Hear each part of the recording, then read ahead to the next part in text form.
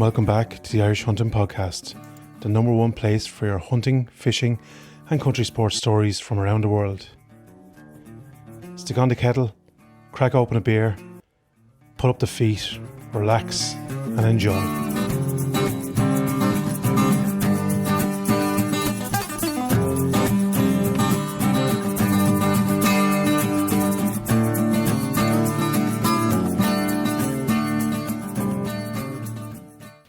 Hello, and welcome back to episode 112 of the Irish Hunting Podcast. On this week's episode, we chat with Larry Taaffe. We chat through the CIC measuring system to determine whether or not Robert's prize sika stag makes medal or not. This episode of the podcast was brought to you by Game Cooling Ireland for all your game cooling and preparation needs. For more information, visit gamecooling.ie. Enjoy this one, folks. Right, we're here with Larry Taaffe, CIC. What's your official title, Larry? I'm a senior international trophy judge for CIC. Perfect. We're after talking through a couple of little details.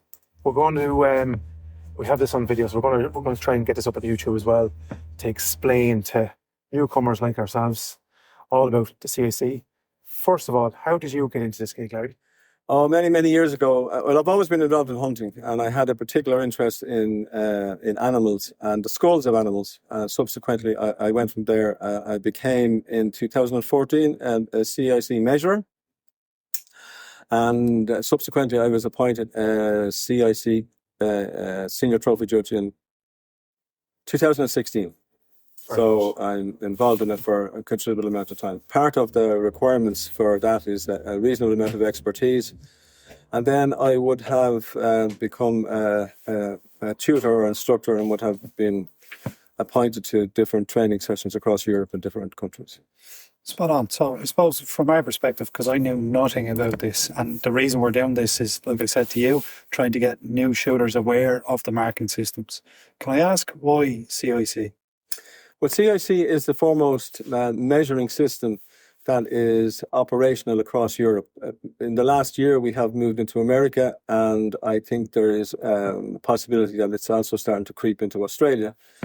But it began prior to CIC. It was called the Nadler system of measuring trophies, and that metamorphosized into the system that we have today, which is CIC. CIC is the International Council for Game and Wildlife Conservation.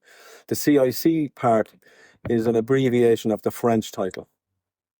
And not being a French speaker, I won't attempt. We'll glance right over that. Basically, it's a marking system that's the same across the board. Across the board, from Ireland to the UK, to France, Germany, Scandinavia, over as far as Romania, and all the countries in between. Okay, so, and then obviously the different species of deer, how are they measured?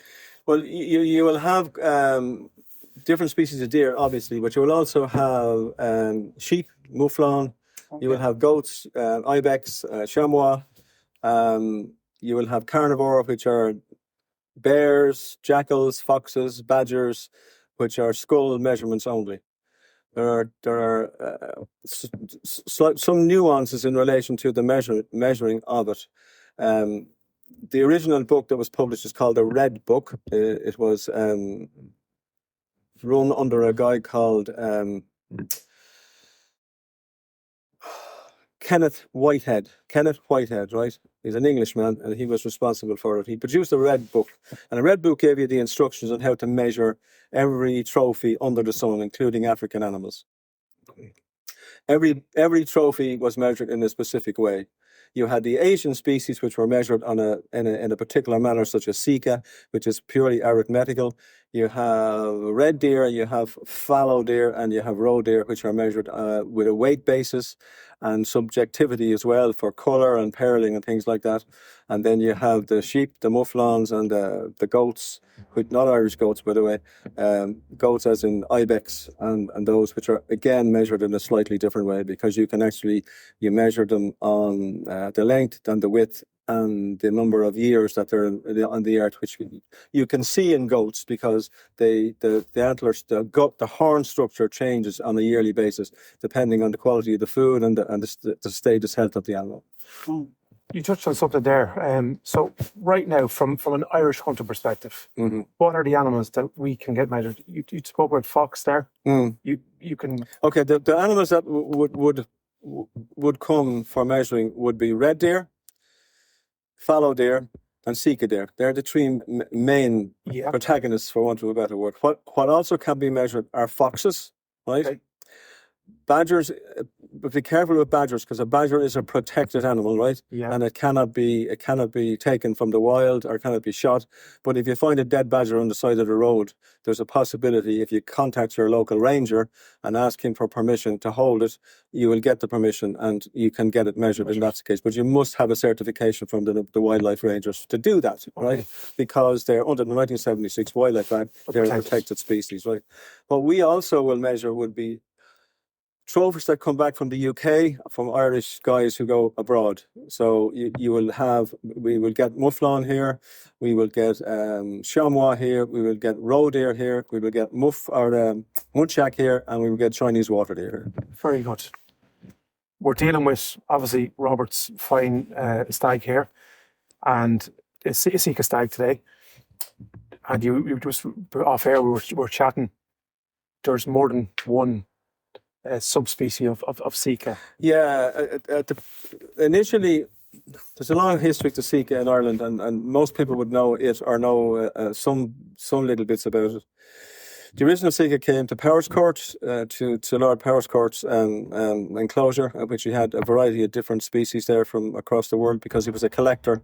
Like many of those people at the time, had big estates. They all wanted to outdo each other and have more and more species in their enclosures. So he went off and he managed to the wildlife dealers at the time, and he got some sika. Now, the original thoughts was that they were nip-on, but he didn't go, or his wildlife dealers didn't go into the wild in those countries in Japan and China and catch these things up. They bought them from deer that were already in farms or deer parks at the time.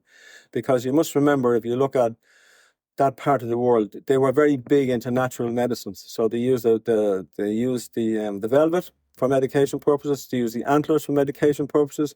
They used the hides for whatever reason, keeping themselves warm maybe. And they used the meat. So these guys were farmers. So this is where the original sika came from, or at least that is what we have been led to believe by doing a fair bit of trawling on data. So these deer came back to Ireland, not directly. They were brought to holding enclosures in Europe, and there was one outside London at the time. So all these deer were put into holding enclosures. So there's two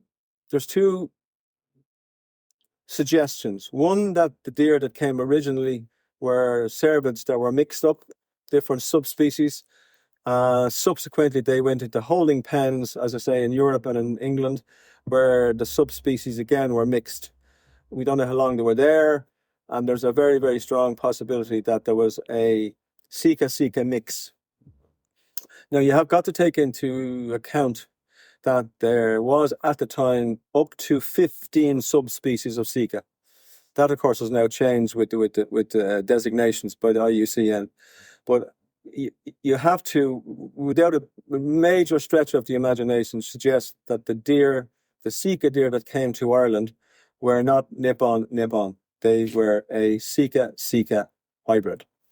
Right, excuse my ignorance. I always thought there was just one species of sika, and we talked off air, and I thought the hybrid was between a red and sika, but you're after educating me different. Can you just explain that a little bit? Okay, and the sika deer that we would have available to us would be nip-on, and Manchurian sika. Now, Manchurian sika would not necessarily be running loose in Ireland at the present moment, but there was a Manchurian sika enclosure in Ireland, in which I am aware that sika were bought from it and released in a number of different places.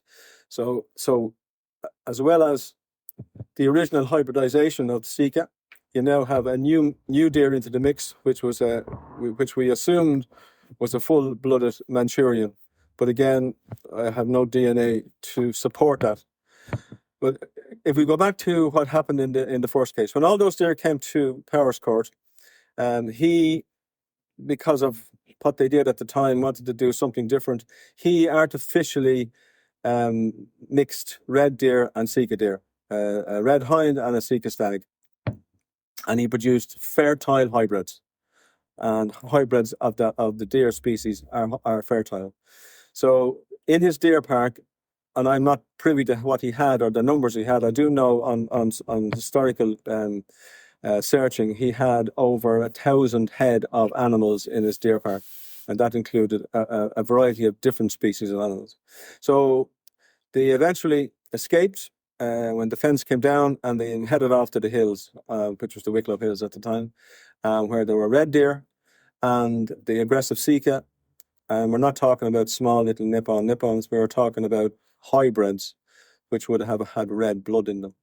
So they managed to obliterate the red deer and take over as a fertile hybrid, which live on the uplands of Wicklow. And this is what you're seeing.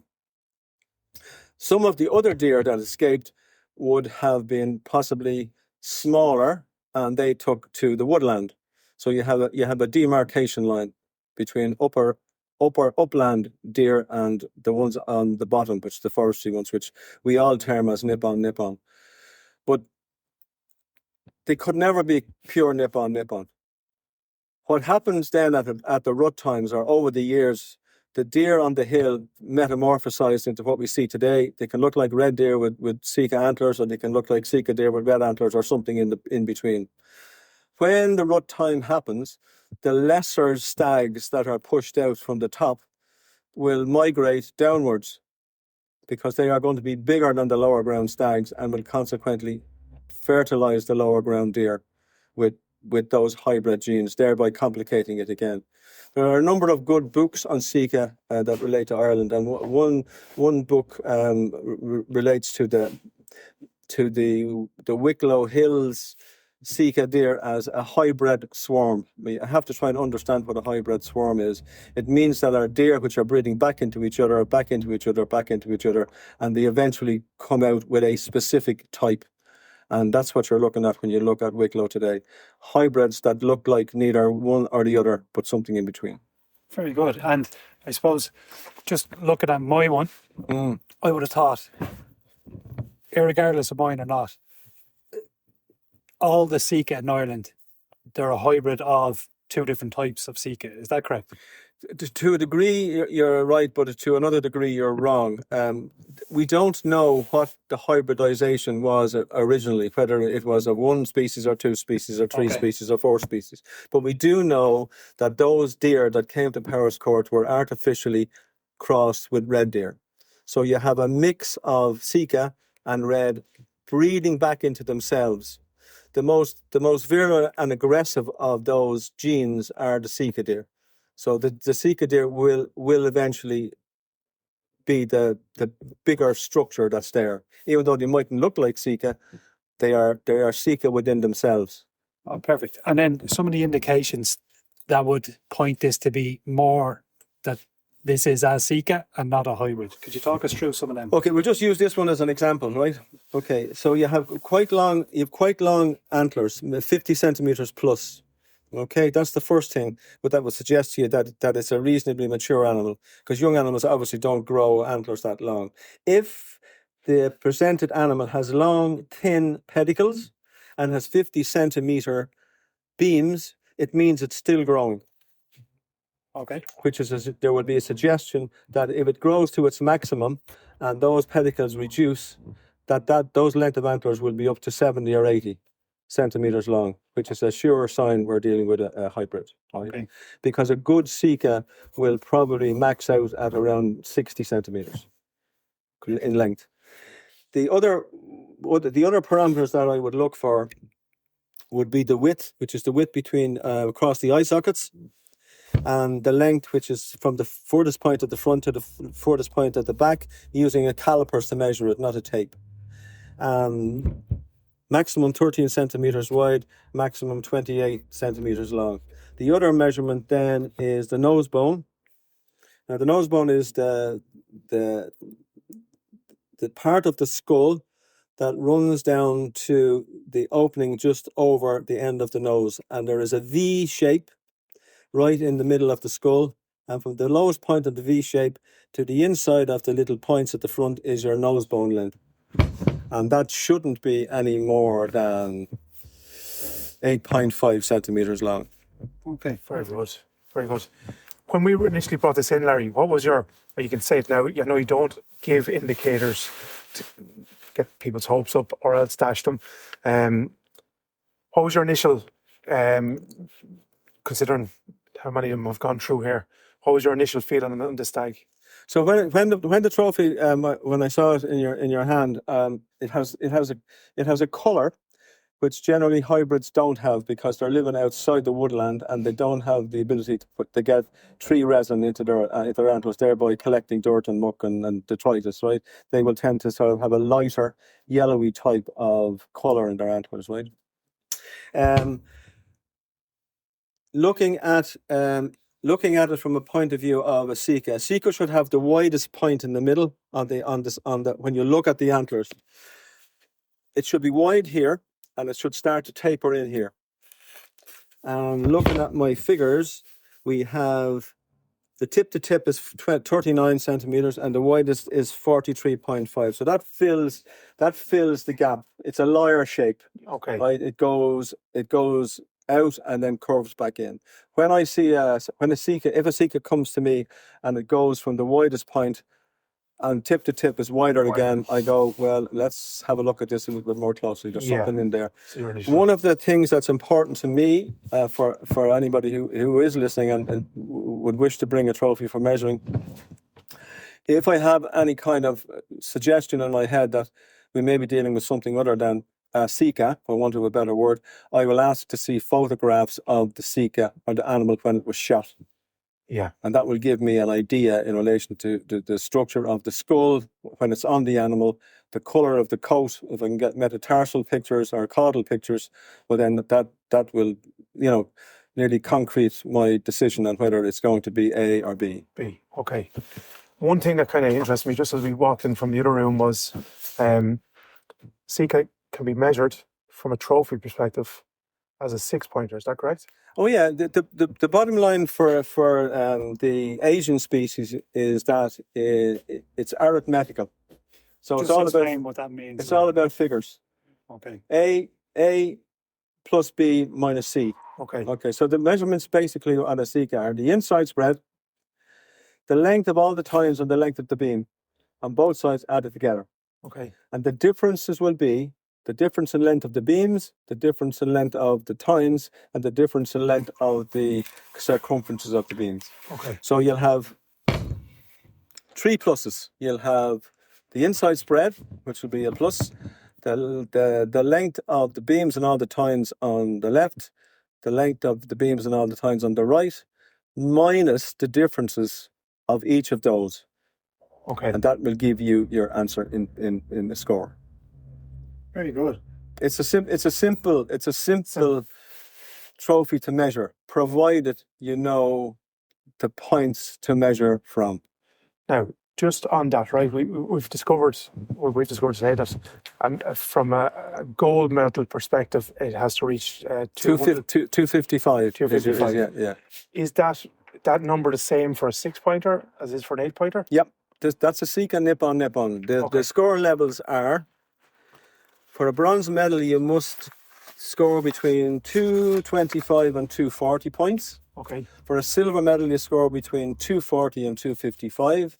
And for a gold medal, it's 255 plus.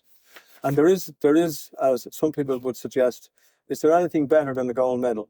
Well, I make the point like this. If you go to the Olympics and you win the race by 2 centimeters or 5 meters or 15 meters, you get a gold medal. Yeah, not platinum.